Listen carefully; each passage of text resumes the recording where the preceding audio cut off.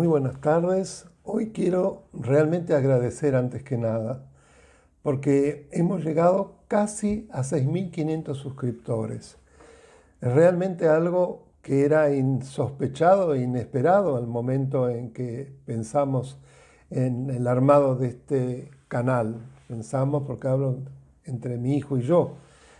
Fue él, además, el que le dio el formato, el que lo cargó, el que sube los videos, el que está en la musicalización, como ustedes bien saben, así que es un canal que compartimos. Jamás pensamos que tan rápido van a ser tantos, y esto demuestra que en la Argentina hay un enorme deseo de conocer la ley fundamental. Eso quiere decir que se quiere defender la República, porque el conocer la ley fundamental permite un mejor conocimiento de los derechos que nos asisten, de las garantías con que contamos, de cómo funcionan los poderes, de cuáles son los principios del funcionamiento y de ese modo poder controlar a las autoridades para que no tomen decisiones que claramente contradigan lo que la Constitución dice. Así que lo tomo como una suerte de semilla magnífica a futuro, y eso me compromete a tratar cada vez más de hacer desarrollos que sean realmente acordes con las expectativas de todos ustedes, los miles que hoy se han suscrito. En el día de hoy nos proponemos, como lo anunciamos en la última entrega, el desarrollo de la tercera categoría de derechos, los derechos de incidencia colectiva.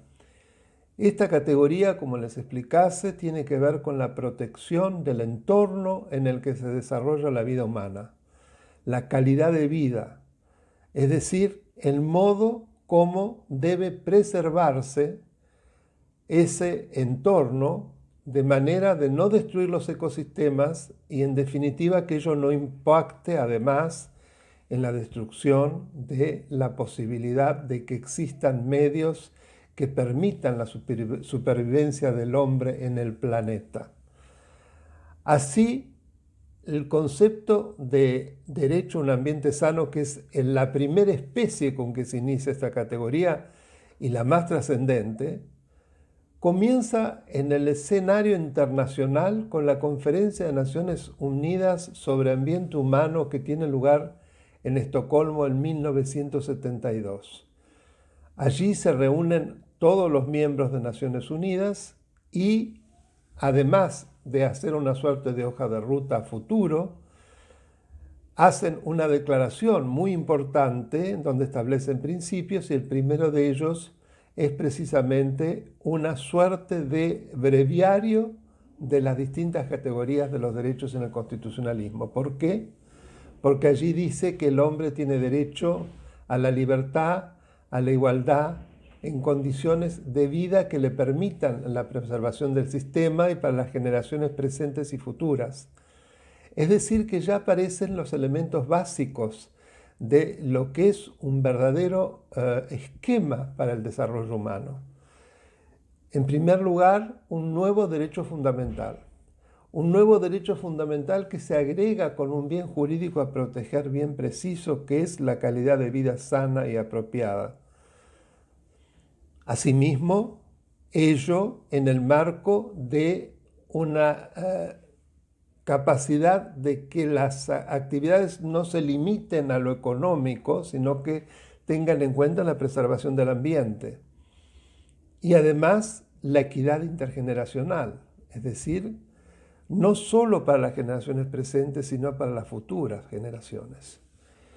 Esa es la equidad intergeneracional, que luego este concepto se va a perfeccionar 20 años después con la conferencia de Río de Janeiro, la ECO 92, ya sobre ambiente y desarrollo. Fíjense que el cambio de título dice mucho.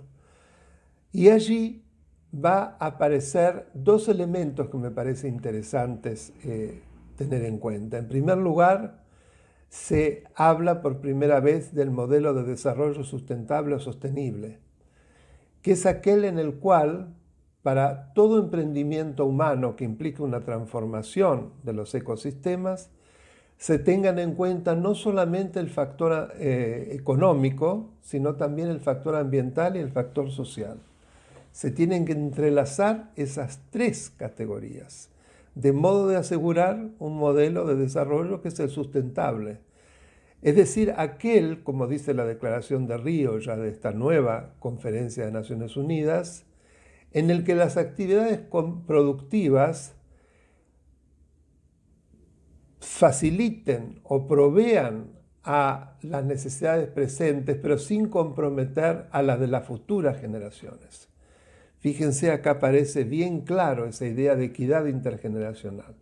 Lo que hago hoy no puede comprometer aquello de que deben gozar los porvenir, las futuras generaciones, los que tienen que venir, y esto ad infinitum.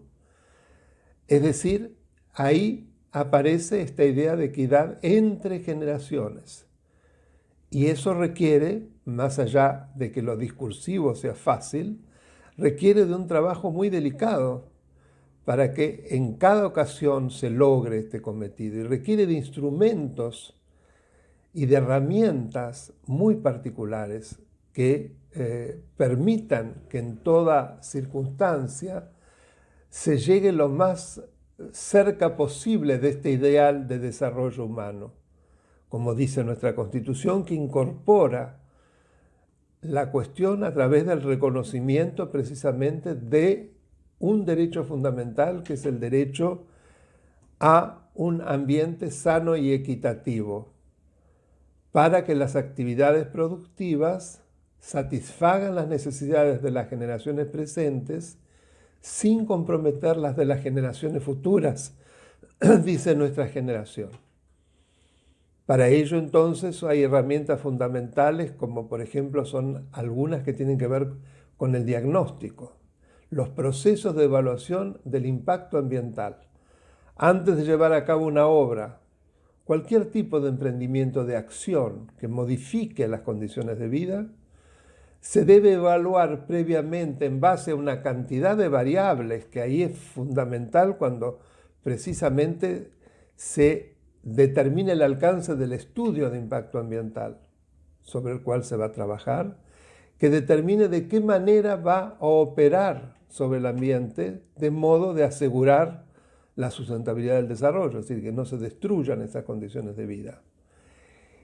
Y dentro de ese esquema va a aparecer a su vez otro elemento fundamental, que es la participación ciudadana.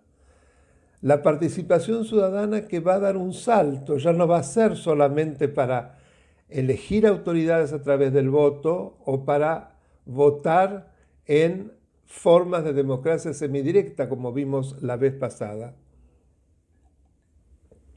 Acá va a ser una participación mucho más regular, mucho más permanente, y que tiene que ver con la participación en los procesos de formación de la voluntad gubernamental. En primer lugar, como se dice en Río, es la teoría de los tres accesos. Lo primero, el acceso a la información pública, otro derecho que es un derecho de garantía. Si no cuento con la información, mi participación va a ser estéril porque no sé de qué se trata. Entonces, lo primero, accedo a la información pública que tenga que ver con todas estas cuestiones. En segundo lugar, el acceso a los procesos de formación de la voluntad gubernamental. ¿Cómo? A través de distintas instituciones, como por ejemplo la audiencia pública, con las características que ésta tiene. Y lo tercero es el acceso a la justicia, pero el acceso efectivo a la justicia, que va a modificar todos los criterios procesales previos para que una persona pueda entablar una contienda dentro de un proceso y que deba ser atendida por el juez.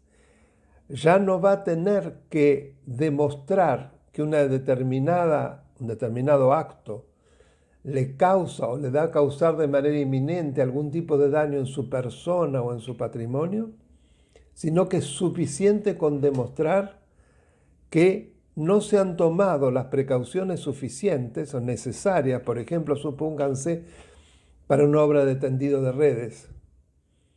eléctricas, no se han tomado esas suficientes medidas y que por lo tanto es esperable que produzca un daño al ambiente, y el daño al ambiente como principio general es irreversible. Por lo tanto, la irreversibilidad del daño al ambiente exige que se trabaje con anterioridad. Estas ideas introductorias sobre la cuestión ambiental nos van mostrando una materia de una enorme riqueza que hoy significa uno de los desafíos más grandes que enfrenta el planeta, con el calentamiento global reconocido por todos los expertos como tal vez el más acuciante y el más terrible al que se enfrenta el planeta y nosotros los humanos, porque corremos un gravísimo riesgo y a corto plazo de quedarnos sin planeta y de ese modo tornar insustentable el desarrollo y de ese modo impedir que las generaciones futuras puedan, de hecho, subsistir, puedan inclusive existir, porque ya no va a haber más condiciones de supervivencia para que puedan hacerlo. En otras entregas haremos más precisiones y otras caracterizaciones de esta cuestión que tiene un contenido amplísimo y que es de una actualidad realmente acuciante. Nuevamente, gracias por la confianza y por el número tan elevado de suscriptores que me dan un gran ánimo y un gran apoyo para seguir adelante en este emprendimiento familiar.